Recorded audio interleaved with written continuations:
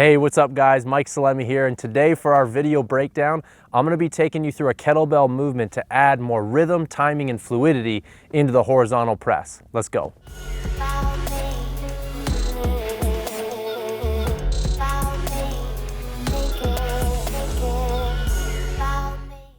All right, so this specific exercise was first shown to me and introduced to me by my mentor, Paul Chek. And when I was competing in kettlebell sport, in that sport, I was doing double kettlebell clean and jerks for 10 minutes. Now, it's a very challenging movement, but one of the things about it is you do everything repetitively in the center line. And so to help balance my body and to help increase my athleticism, one of the things we really utilized was the Swiss ball. And so today's progression sequence is going to be teaching you the bottoms up, drop and recover, and I'm going to show you it in 3 steps. But let's go ahead and take a look at the full movement so you can see what we're going to head into.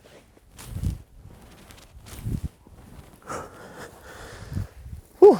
So with that movement, I've got to basically establish strength and control in the lower body to keep the hips extended. So my glutes are working, my hamstrings working, but then I'm really incorporating that rhythm and timing as I move over the Swiss ball. One arm pushes, one arm pulls, and that adds in rotation and then fluidity during the horizontal press. So the first way I like starting and how I'd recommend first is just feeling comfortable on the Swiss ball with this rotational pattern. So the way you're going to do this is you're going to set your back on the ball.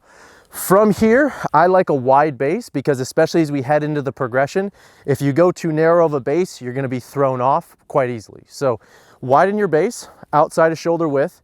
From here, you're going to tuck your pelvis, bridge your hips up. Now, where to position your back on the ball, I basically want kind of like my upper shoulder blades on the ball. I don't want my head and neck here because that's going to be too tough on the head and neck and you're not going to have the ball underneath your base. So middle or upper shoulder blades on the ball, hips nice and extended. And now from here, all I want you to do is just practice rolling side to side on the ball. So as one arm pushes, the bottom elbow drives down into the ball. And I just want you to feel comfortable with this movement.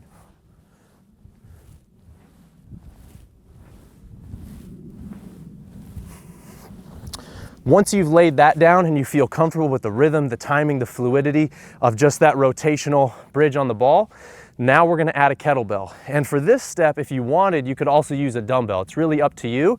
But one reason why I wanted to bring the kettlebell into this movement is because it really highlights the versatility of this tool. So the next step in the progression would just be a classic grip. So you're going to slide your hand through the kettlebell window so it's nice and deep.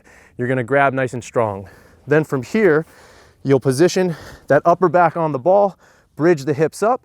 And so now we're going to carry through that reciprocity, that pushing, that giving and receiving that we just did.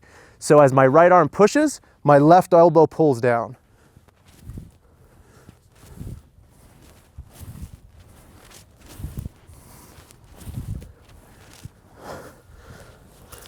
Now I'll give you one tip on that that's going to carry over to the next progression. When you're driving up, especially when we go into progression number 3, which is the bottoms up version, you're going to need to be super dialed in driving that kettlebell straight up to the sky. If you drive it off to an angle, it's going to be really hard to recover. So you want it to go straight up in one line basically, or a more vertical path. And then with the bottom arm, you need to forcibly drive this elbow down into the ball. And I think about driving it down, lifting my chest up nice and big. You'll bring it down, lift the chest, drive the elbow. So now once you've done that, then we can go ahead and add the bottoms up component. And this is hard on the balance, it's hard on the grip. It's gonna really test your athleticism. So to start, the way I like setting it up is I'm gonna go fairly light. So this is 12 kilos or 25 pounds because it is such a challenging movement, but you can also go heavier if you feel comfortable with it. So I'm gonna go ahead and get a nice firm grip. Bring the bell up. I like using my opposite hand to stabilize. Then from here, you'll walk your feet forward, bridge those hips up. And now from here, left arm's up and we'll go right into it.